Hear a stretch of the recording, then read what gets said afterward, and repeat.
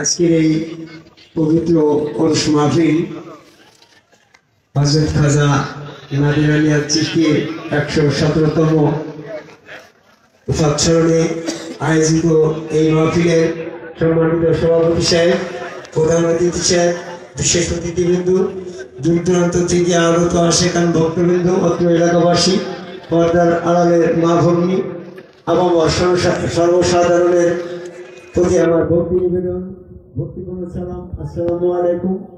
এতক্ষণ আপনারা অত্যন্ত মূল্যবান কথা শুনলেন।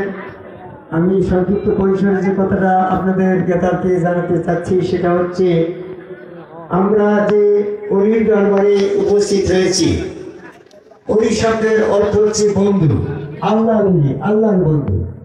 এই আল্লাহর অলি, আল্লাহর বন্ধুর পদগত একটা অবাধিগত একটা পরিচয় পদ আছে। একটা ইউনো সাহেব, উপজেলা নির্বাহী অফিসার, এটা তার পদ। জেলা ম্যাজিস্ট্রেট, এটা একটা পদ। তো আল্লাহর অলি, উনি আল্লাহর বন্ধু, কিন্তু তার একটা পদ তো আছে। নবী মুহাম্মদ সাল্লাল্লাহু আলাইহি ওয়াসাল্লাম দুই পদের অধিকারী ছিলেন। একটা হচ্ছে তিনি আল্লাহর নবী, আর একটা পদ ছিল তিনি আল্লাহর রাসূল। তাহলে নবীর পরে কয়টা পদ? দুইটা পদ। যার পরে ওহী নাযিল হয় তিনি নবী। প্রত্যেক নবীর পরে ওহী নাযিল হয়েছে। সূরা ইমরানের ৭৯ নম্বর, সূরা নিসা ১৬৩ নম্বর। প্রত্যেক নবীর পরে নবুয়ত দেওয়া হয়েছে, সূরা ইমরানের ৭৯ নম্বর। প্রত্যেক নবীর পরে কিতাব দেওয়া হয়েছে, সূরা ইমরানের ৮১ নম্বর। আর প্রত্যেক নবীর পরে রিসালাত দেওয়া হয়েছে, সূরা জিনের ২৩ নম্বর। এতে বলা হয়েছে ইল্লাল বালাগা মিনাল্লাহি ওয়া রাসূলিহি।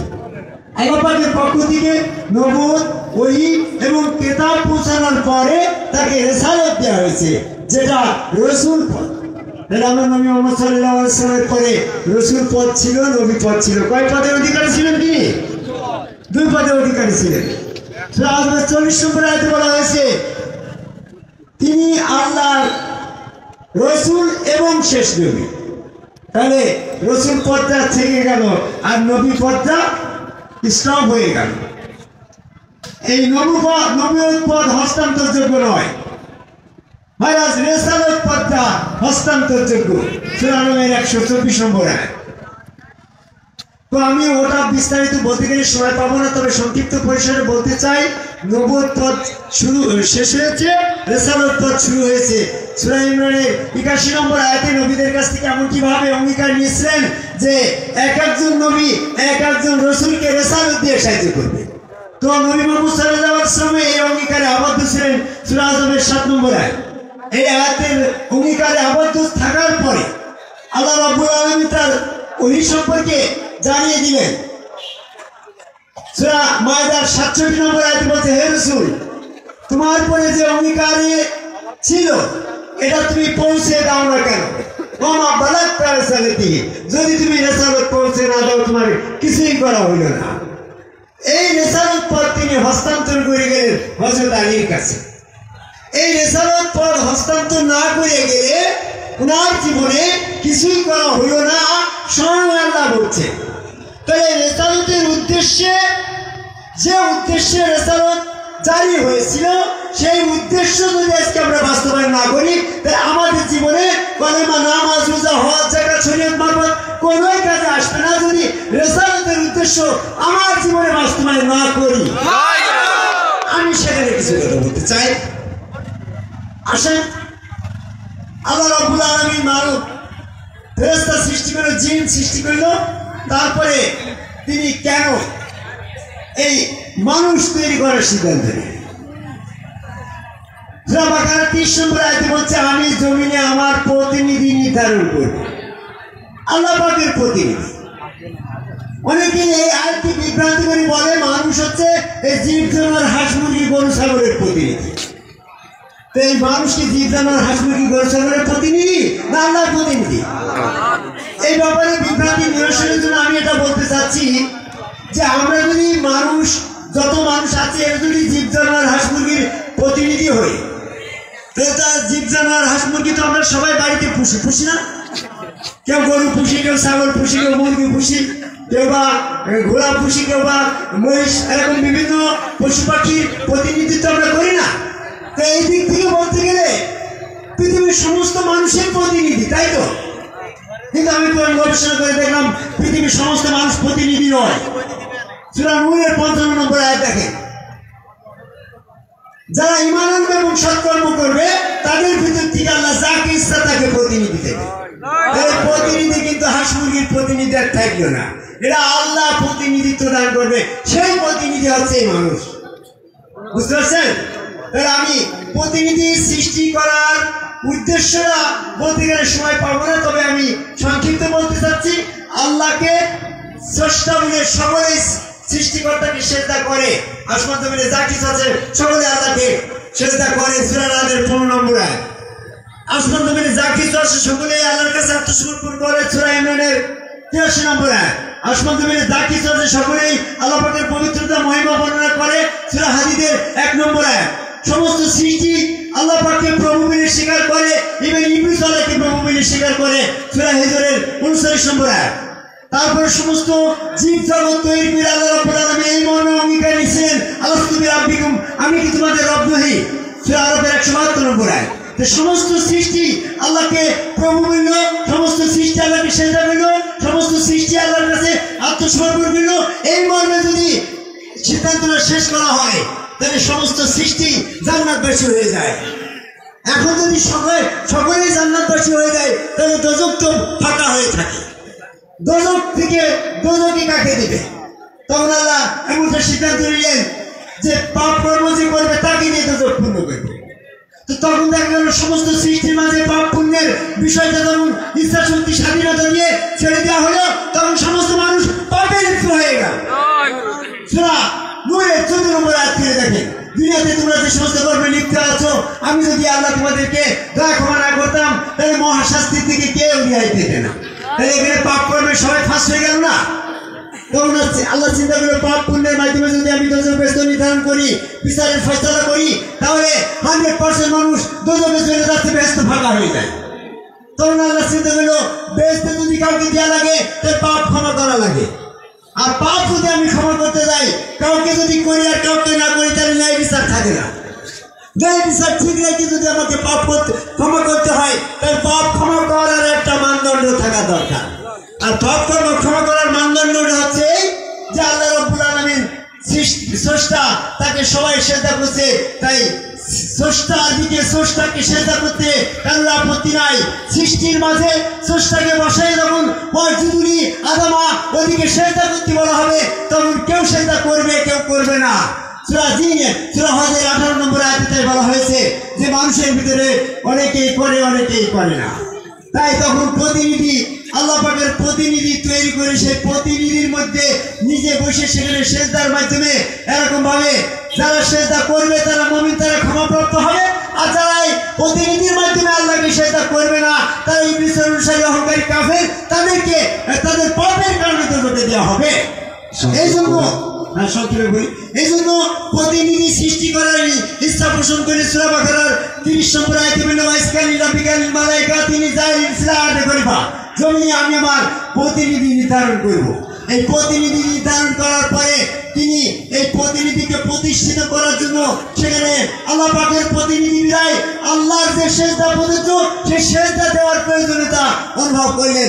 সেজদা বাদে তো আল্লাহর প্রতিনিধি প্রতিষ্ঠিত হতে পারে না, এই জন্য সেজদা দেওয়ার প্রয়োজন। আর সেজদা দিতে গেলে শিরক হতে পারে, কারণ সেজদা দিতে গেলে শিরক মুক্ত করার প্রয়োজন। এই জন্য আদম এবং আল্লাহ বান্দার মাঝে আল্লাহ নিজে রূহ ফুৎকার করলো, নিজে সেখানে প্রবিষ্ট হলো। সূরা সাদের 52 নম্বর আয়াত। আল্লাহ রূহ যেখানে প্রবিষ্ট হলো, সেখানে সেজদা দিতে গিয়ে যদি আল্লাহ পাকের চেহারাটা আদমের চেহারা যদি আদমের ব্যক্তিগত সুরত হয়, তাও কিন্তু এখানে উপমা হয়ে যাবে, মিসাল হয়ে যাবে। সূরা নূরের 14 নম্বর আয়াতের পরিপন্থী হবে, ওই সেজদাও শিরক হবে। এই জন্য আল্লাহ রাব্বুল আলামিন সেজদা প্রতিষ্ঠিত করার জন্য সেখানে নিজে রূহ ফুৎকার করার প্রয়োজন মনে করলো। আর সেই সেজদাকে শিরক মুক্ত, মিসাল মুক্ত করার জন্য আল্লাহ নিজ রূপে মানুষ তৈরি করলো।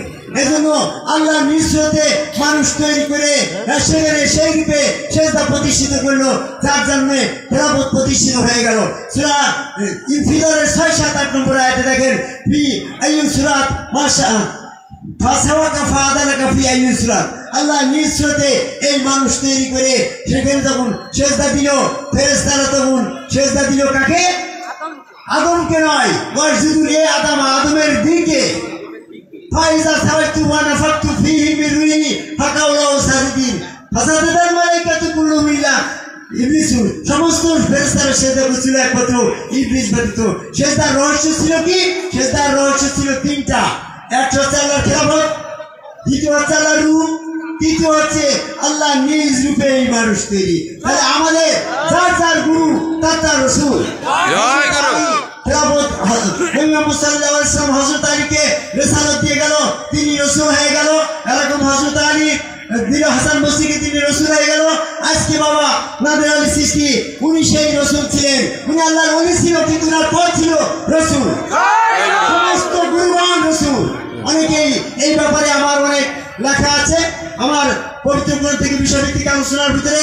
সম্মুখগণ রাসূল, রাসূল ব্যবস্থা সার্বক্ষণিক, এই ব্যাপারে ইন্টারনেটে ওয়েবসাইটে আমি আমার বইটা দিয়ে দিয়েছি। www.mdhasibullah.com ওয়েবসাইটে আমার বইটা পাবেন। এবং এই বিষয়ে আমরা অনেক ভিডিও দিয়েছি। হাসিবুল্লাহ চিশতির নামে পরে আপনি সার্চ দেবেন, ইউটিউবে যাবেন, ফেসবুকে যাবেন, সমস্ত তথ্যগুলা আমরা আপডেট করে চালিয়ে দিচ্ছি। আপনাদের সংক্ষিপ্ত পরিসরে এত কিছু ব্যাখ্যা বিশ্লেষণ বোঝানো হয়তো আমার পক্ষে সম্ভব নয়। পবিত্র কোরআন মাফিক যারা ফয়সালা করে না তারা জালেম ফাসিক কাফের। সূরা মাইদা 44-45-47 নম্বর আয়াত। আল্লাহ রাব্বুল আলামিন নবী মুহাম্মদ সাল্লাল্লাহু আলাইহি ওয়াসাল্লামকে বিধান স্বরূপ এই কোরআন দিয়েছে। সূরা কাসাসের 85 নম্বর আয়াত। আর যারা ইবলিস কাফের তারা তো এই কোরআনই অস্বীকার করে। সূরা সাবার 31 নম্বর আয়াত। তাই কোরআন মাফিক আমরা দিন পালন করব, কোরআন মাফিক আমরা তরিকা পালন করব, কোরআন মাফিক আমরা চলা বলার চেষ্টা করব। আমরা যে সমস্ত জীবনের মাঝে যাচ্ছি এইগুলা প্রত্যেকেই রিসালাতপ্রাপ্ত রাসূল। এই রাসূলের পরিচয় হচ্ছে যারা যারা আদম কবে সেজদাকারী নয়, তাদের চেহারা সুরত শয়তান থেকে বিরুদ্ধ নয়। সেই সমস্ত রাসূল যারা আদম কবে সেজদাকারী নয় তাদের কাছে শয়তান আছে, সেখানে সেজদা দিয়ে আসে। আর যারা তার গুরুকে সেজদার মাধ্যমে আত্মশুদ্ধি লাভ করে পবিত্রতা অর্জন করেছে, ওটাই হচ্ছে তার সেজদাযোগ্য স্বরূপ। এজন্য সূরা আরাফের 29 নম্বর আয়াতে বলল, ওয়াকিমু ওয়াজহাকুম ইলা কুল্লি মাসজিদিন, প্রত্যেক সেজদায় তোমরা একটা সেজদাযোগ্য স্বরূপ প্রতিষ্ঠিত করো। এই সেজদাযোগ্য স্বরূপ যার যার গুরু রূপ, রসুল রূপ, তার তার সেজদাযোগ্য স্বরূপ। এই জন্য যারা নিরাকারে উপাসনা করছেন নিরাকার বর্জন করেন, কারণ নিরাকারে সেজদা দেয় সেরকম হবে। কারণ আল্লাহ নিরাকারে, শয়তানও নিরাকারে। আপনি যদি মানব আকারে সেজদা দেওয়ার চেষ্টা করেন, শয়তানও মানব আকারে, আল্লাহ মানব আকারে। শয়তান নির্ণয় করতে পারছেন না। আল্লাহ বলে শাইন বৈতুন, সমস্ত জায়গায় আল্লাহ ব্যক্ত, আবার সমস্ত জায়গায় শয়তান ব্যক্ত। মানুষের ভিতরে আল্লাহ আছে, মানুষের ভিতরে শয়তান আছে। শয়তান এবং আল্লাহকে সেপারেশন করতে হলে আপনার এই আদম কামাই সেজদাকারী একজন সম্মুখ গুরু রাসূল প্রয়োজন। সেখানে আল্লাহ আছে, শয়তান না। আল্লাহ আছে যেখানে, সেজদা সেখানে করতে হবে। তাই আদম কামাই সেজদাকারী রিসালাতপ্রাপ্ত। এই যে আমাদের আজকে এই গদি নিশিন রানী ভাই আছেন, কুতুব শাহ আছেন, এই দরবারে ওনারা রিসালাতপ্রাপ্ত। ওনাদের মাধ্যমে বায়াতের মাধ্যমে সেজদা করে নাদির আলী সিলসিলার নাদির আলীর ভক্ত হতে হবে। সরাসরি ভক্ত হওয়ার কোনো সুযোগ নাই। তো আমি সংক্ষিপ্ত পরিসরে যে কথাটা বলতে চাচ্ছি, সেজদা আদম কামাই সেজদাই হচ্ছে একমাত্র পার্থক্যকারী মানদণ্ড। এটাই সালাত। ইন্না সালাতা তানহা আনিল ফাহশাই ওয়াল মুনকার। সূরা আনকাবুতের 45 নম্বর আয়াত। যে সেজদা করে শয়তান পৃথক হয়ে যায় সেই সেজদাটাই হচ্ছে এই আদম সেজদা। এখানে সেজদা করবেন, আপনার সালাত কায়েম হবে। আমি পৃথিবীর সকল মানুষকে আদম কামাই সেজদাকারী একজন সম্মুখগুরু রাসূলের কাছে বায়াত গ্রহণের মাধ্যমে সেখানে সেজদা ভক্তি করে শয়তান থেকে পবিত্রতা অর্জন করে সালিম হয়ে সেই সালিমত্ব অর্জন করে যখন আপনি মৃত্যুবরণ করবেন, কোনো লাভ জায়গাতে মাউত, প্রত্যেকের মৃত্যু হবে। মৃত্যুর পরে আল্লাহ পাক ঈমান পরীক্ষা করার জন্য 105 সাক্ষী ইলা সুজাদান সেদিন আল্লাহ পাকের পায়ের সেতের মাধ্যমে ইমান পরীক্ষা করা হবে সূরা কালামের 43 নম্বর আয়াতের দৃষ্টি আকর্ষণ করে পৃথিবীর সকল মানুষকে সেই দিবস আসার পূর্বেই আল্লাহর এই আহ্বানে সাড়া দেওয়ার কথা সূরা সূরা 47 নম্বর আয়াতে বলছে। আমি সেখানে সকলকে আসার আহ্বান করে আমার কথা শেষ করি। জয় গুরু।